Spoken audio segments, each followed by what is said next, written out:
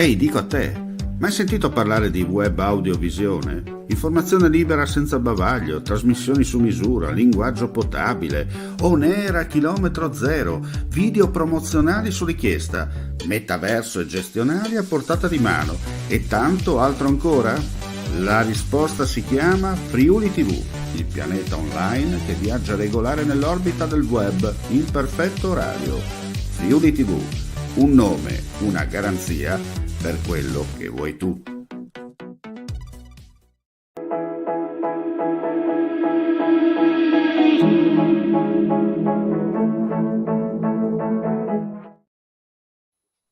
Ben ritrovati gentili amici e amiche alla Visione all'Ascolto per l'appuntamento dedicato all'attualità, alla politica dal Friuli Venezia Giulia e con un occhio di riguardo anche ai nostri vicini di casa. Saluto come sempre Enzo Cattaruzzi che ci ha già raggiunto. Ciao. Allora Enzo, buon pomeriggio e ben ritrovato. Io direi di partire subito col discorso relativo alla famosa pedemontana veneta, no? Perché dobbiamo giocoforza allacciarci a quelle che sono gli eventuali sviluppi, no? Infrastrutturali anche in Friuli Venezia Giulia. Però dobbiamo guardare l'erba del vicino in questo caso, no? È sicuro, anche perché sono attesi molti benefici da questi, come chiamati assi verticali, no?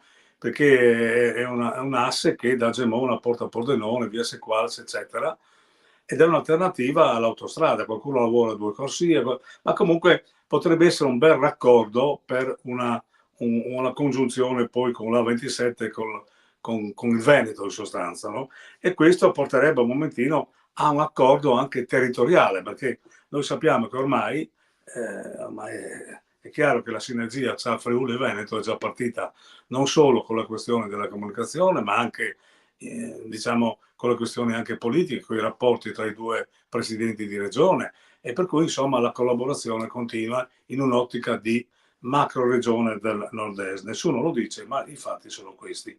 Le autostrade sono il gap del Friuli, qualcuno dice, e questo dovrebbe essere in qualche modo quello che sarà, no?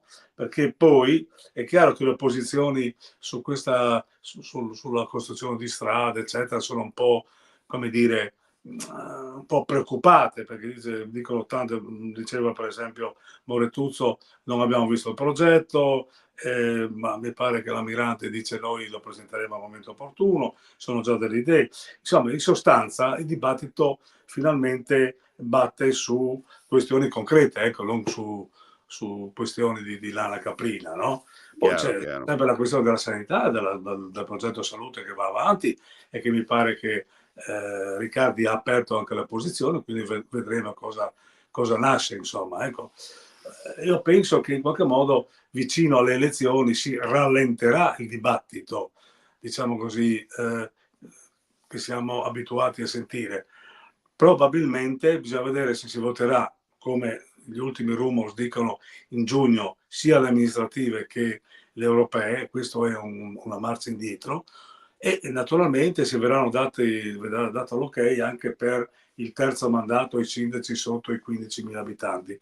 Questo potrebbe stravolgere molte strategie che sono già ormai in essere in molti comuni, e naturalmente ci saranno due punti di riferimento, perché la Lega dovrà in qualche modo anche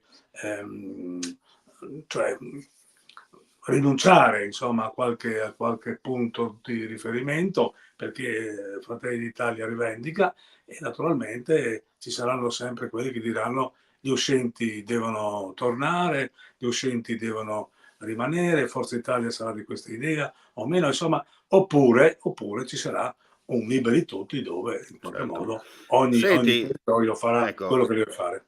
rimanendo in tema, io sai benissimo, insomma, come te, noi giriamo, insomma, il territorio, ci muoviamo, sentiamo molte campane, no, come si dice in questi casi.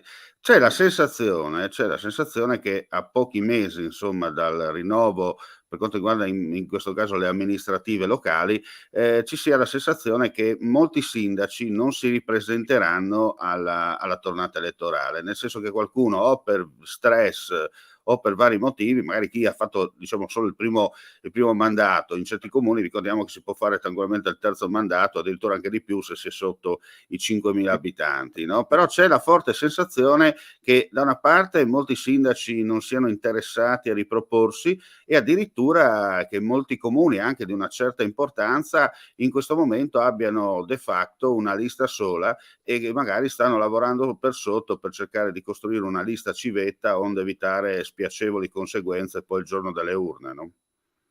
Sì, ci sono anche altri fenomeni, a dire il vero, ci sono anche fenomeni che sono di rivoltamento di carte, gente che è all'opposizione, che vuol passare con una maggioranza che si spacca, insomma, ci sono poi anche i personalismi nei comuni, ci sono anche dei personalismi. Certamente, dove le cose sono andate bene, questo non avrà nessun riverbero. Certamente la questione della partecipazione non solo degli elettori, ma anche dei candidati alle liste, diventa un problema perché non tutti vogliono intraprendere questa avventura. Molti non sono interessati, molti non hanno mai voluto interessarsi e per cui molti chiedono il cambio, ma il cambio non c'è, i giovani ce ne sono pochi a dire il vero e quindi è evidente che in tanti comuni si ricorrerà, come si dice, all'usato sicuro, a gente comunque credibile che possa mandare avanti i comuni. Non dimentichiamo che la questione in comune adesso con il personale e con gli impegni che vengono avanti, non è uno scherzo, non è per Certo. tutti. Ma Ecco, si parlava anche del fatto che manca, ma l'abbiamo rimarcato spesso nelle nostre trasmissioni, manca un po' una scuola, no, alle spalle, nel senso che una volta chi andava in comune a fare anche il consigliere comunale comunque sì, iniziava dalla gavetta, dal garzonato, usando un gergo tecnico, no, e poi man mano se aveva un po' di, farina da una parte e soprattutto aveva manico dall'altra, magari poteva puntare poi sì, ai vari passaggi fino ad arrivare a Roma.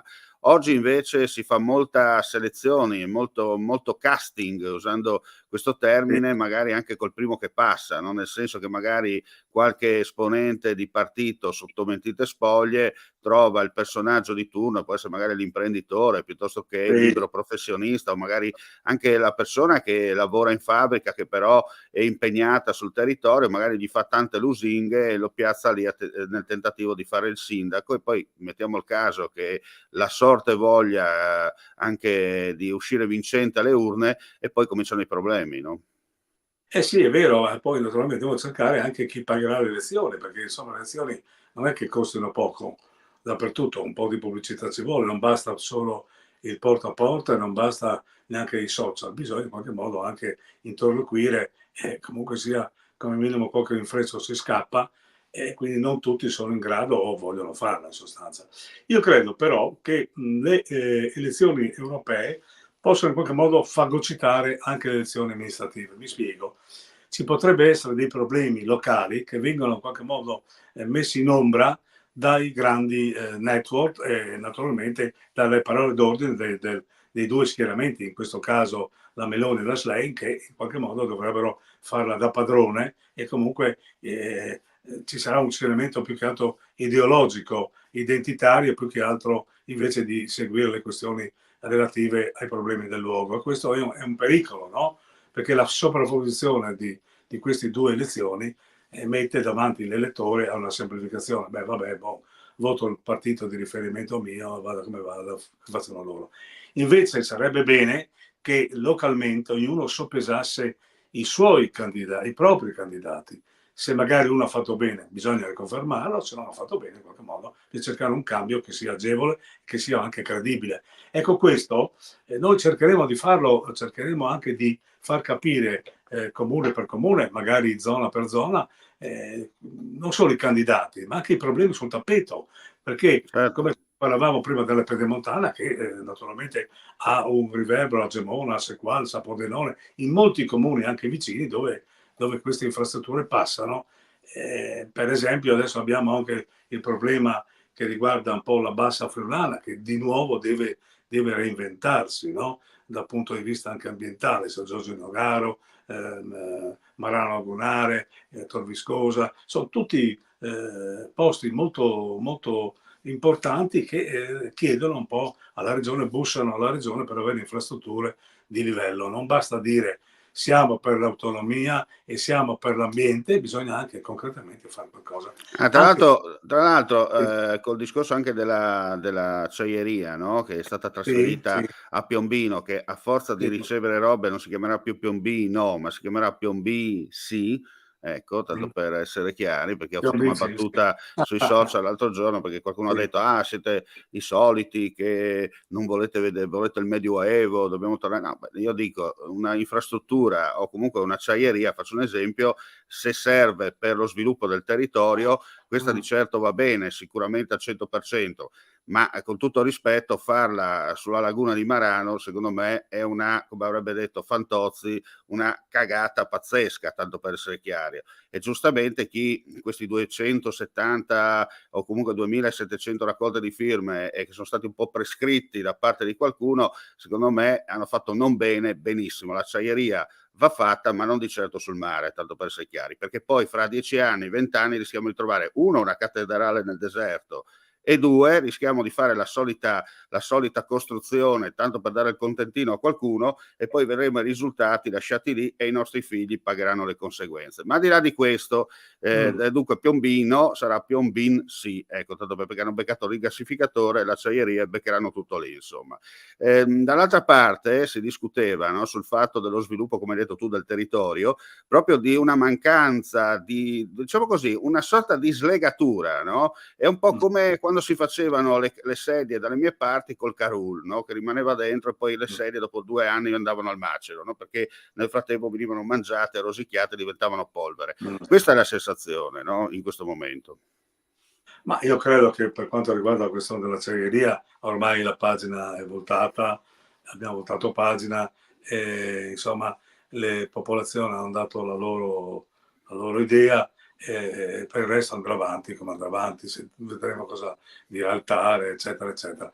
Per quanto riguarda invece le infrastrutture in Friuli Venezia Giulia e soprattutto le grandi imprese, che sono un po' il polmone, diciamo così, delle nostre famiglie, perché insomma tanti non tutti lavorano negli enti locali, addirittura adesso c'è un fuggi dagli enti locali, dai comuni, dalle province, addirittura anche dalla regione, ma tutti hanno riscoperto la libertà, tra virgolette, del privato e in qualche modo vogliono mettersi anche in proprio.